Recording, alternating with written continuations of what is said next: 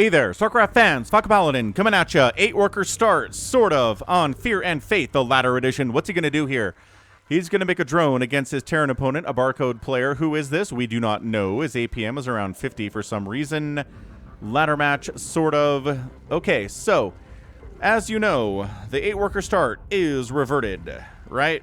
It's reverting back to the 8-worker start from the 12. 8-worker start was in StarCraft 2 like 10 years ago, or maybe even longer than that. So he's continuing to make drones here. He's got 12 supply of drones. He's supply blocked, and then he makes an Overlord. What an interesting opening here. I kind of feel like an 11 Overlord is what I'm doing right now. Okay, extractor tricking. There you go, to get another drone out here. So 13 out of 12. And I think he started that before the Vespene Geyser was started even, so I don't know. He's making more drones after the Overlord shows up. He's at 15 supply. And yeah, if you're struggling with new build orders for the 8-worker start here, especially as a Zerg player, this is the video for you. It's a Patreon cast. For those of you supporting me at patreon.com/FalconPaladin for at least $1 a month, the lowest tier, tier 1.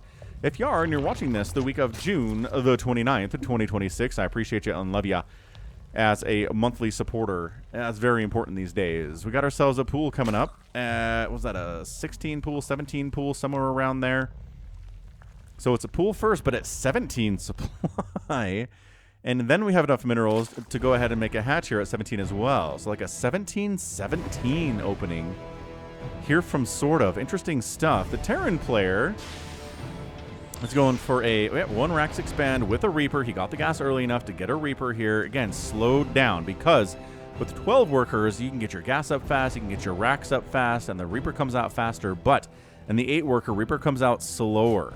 So Reaper timings have to be adjusted for, Oracle timings have to be adjusted for, Ling timings as well.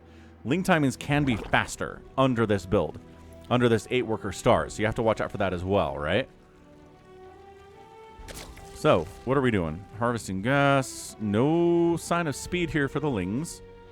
Just, you know, droning up, making a couple of sets of Lings. Very, very good. Expanding after the 1 Rax. Reaper can keep you safe.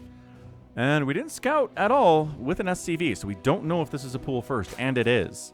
So let's see if these Lings are going to try to go around, right, around where this Reaper is. This Reaper was trying to be sneaky, but the Overlord pathing saw him here on Fear and Faith. Look at this statue here. Is that Mensk? Yeah, it is.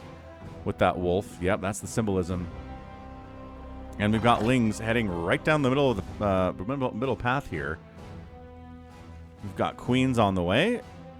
We've got 2 queens. Well, 1 queen here. Interesting build here from SortOf. And yeah, I think he's experimenting. Yep, in the middle place here, we have a Space Marine statue. Loving that. And we've got 1 Ling saying, hey, hang on a second. Do you have a Reaper here? No, no Reaper, but there is 2 Reapers here. Uh-oh, forcing a drone into an evolution chamber. Always a time-tested strategy. Knocking back the queen with the KD8 charge as well. And these Lings are like, hey, there's not a Reaper here. Reapers are across the map. So, hey, we can pause construction on this command center. Hey, hey. A 370 APM average here for the Terran player. He started out as 50, but quickly sped up there, and this Ling gets a full scout. Check it out. He sees the starport just under construction here. He sees the second gas timing. He sees an early 3rd. And what are these Reapers doing? Do they have any kills? They're still alive. Yeah. So, coming back home here to get rid of the scouting Ling. But already the scout is here, right? He sees the early 3rd. He sees the starport. He sees maybe it's going to be Banshees. Maybe it's going to be Hellion drops. Maybe it's just going to be a Marine drop as well. But yeah, reactoring out Hellions, as is the follow-up in TVZ. It's been that way for a while, even with the 8-worker start. So again, watch out for Hellions as a Zerg player. And then, yeah, just drone up as fast as you can, right? So Larva is spit out a little bit faster in this patch, but Overlords provide a little bit less supply. So that's why in my games, I say excellent KD8 charging there, but not enough to save that Reaper, not enough to save this one either. Bam, not even with the Hellion support there. So, yep, Overlords give a little bit less supply, so that's why you have to make Overlords a little bit faster than the previous patch. So, this is an excellent example of TDZ on the new patch. Again, hit that like button if you're watching this in July 2026, because I'm posting this on the YouTube channel there as well. And here we go. Can we get a wraparound on a Hellion? Yes, pinning a Hellion with the Speedlings. Loving that as a Zerg player, but whoosh. More Hellions. Can we pin another one? Not if we're slippery enough, say the Hellion pilots. Oh, slipping and sliding all over the place. It's a Liberator. Lings do scout the Liberator. Can we take down this many Hellions with just Speedlings? Oh my gosh. No, we cannot. This Hellion is going to live with 3 kills, but man, so many Hellions went down there just to Speedlings. Inject. Inject. Production tab says we are making drones. We're making a lair. We're saturating our 3rd base. We got a Spore because we saw the Liberator. Spore in all of these bases here. Spore positioned outside of the minerals. Here for that Liberator. If it was a Banshee inside the minerals, it would be a better place. But again, Liberators can set up so far outside and still take down your drones. That is the position for it. Binding that finishes immediately into centrifugal hooks. We've got Evolution Chambers coming up after the lair and a 4th base on the way at 5 minutes from SortOf. Dude, this macro is hot, but he saw the early 3rd. So he knows. He knows it's not going to be a 2-base attack because he saw the early 3rd base. We've got more barracks coming up here from the Terran player. We've got more Liberators as well. We've got Hellions. Do we have an armory for Hellbats? The answer is no, we do not. So these are just going to be Hellions. Hellions sharking around. Lings, Queens, an excellent answer to these Hellions. Not going to pin them down there. Oh, no need to pin them down if you can kill them without forcing them to stay still. Oh, boy. And in a corner, 6 kills on that Hellion, but dead. Map control goes back to the Lings here. How many Hellions are there? 0. The army is 1 Liberator and 48 SCVs for the Barcode Terran. But again, the army for the Zerg player is 9 Lings and 4 Queens. So army value 20-9 here at 6:45. This is a macro game if ever there was one. Infestation Pit at 6 minutes. Dude, SortOf. I am loving this build. And he's like, yeah, just Lings saying, hey, if there's some weird timing attack coming out, no, you only have like 4 Marines. Okay, I guess we can continue to drone. 6 more drones on the way. Expanding here too. Is SortOf. He's feeling extraordinarily comfortable.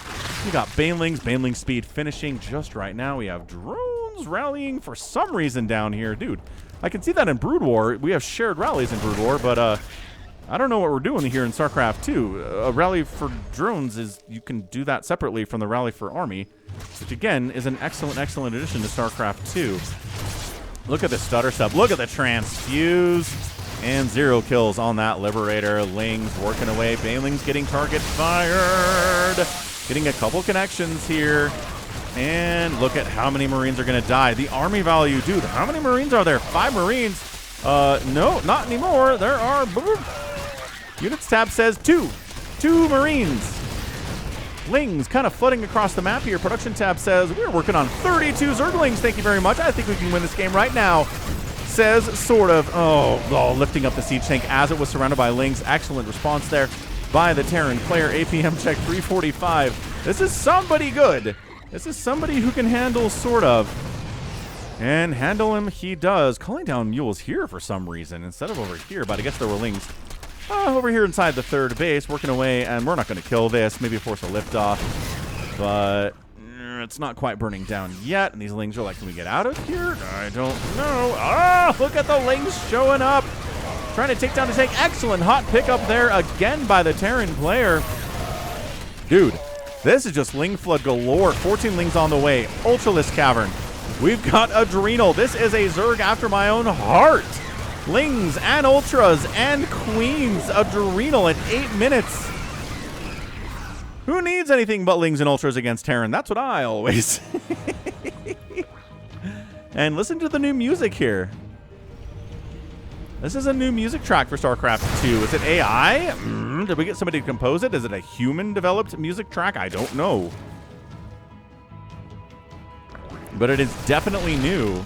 Ooh, this Queen was well off of creep there and deserved to die because, you know, way off creep. Supernova Men's Club. I remember when that showed up and it's like, adult content in my StarCraft. I guess that counts, but nah. Pretty tame, I would say. Infestors on the way. They do have Microbial Shroud by default now. You don't have to research it. So maybe it's sort of messing around with that change to the Infestor. Marines across the map. Army value 54 to 48. Barcode has weathered the storm. He's got a lot of workers. He's got 454 of them, but it's 88 for the Zerg player. Dude, this is insane.